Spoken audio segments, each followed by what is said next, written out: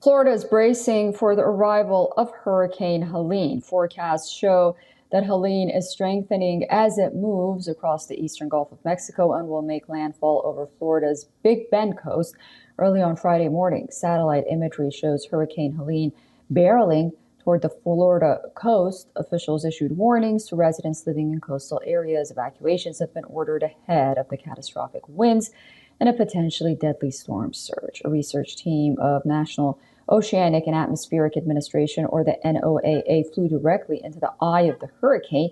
Footages by the researchers showed the stark difference between Helene's tranquil center and its turbulent outer bands.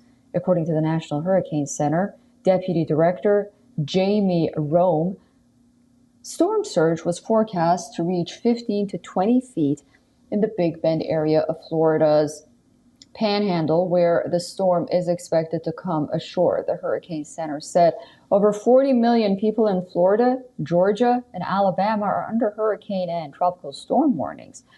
Preparing for the storm, residents on the Gulf Coast of Florida filled sandbags, and all the businesses were closed with boarded up windows.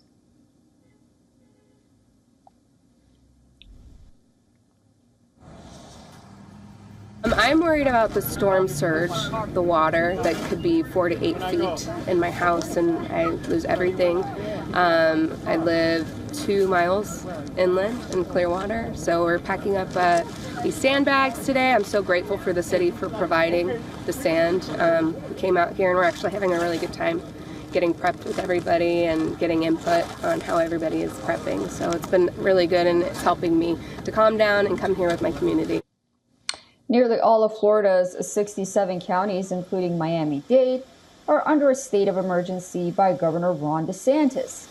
The National Guard has been mobilized and thousands of personnel are being deployed to prepare for potential search and rescue missions and to restore power.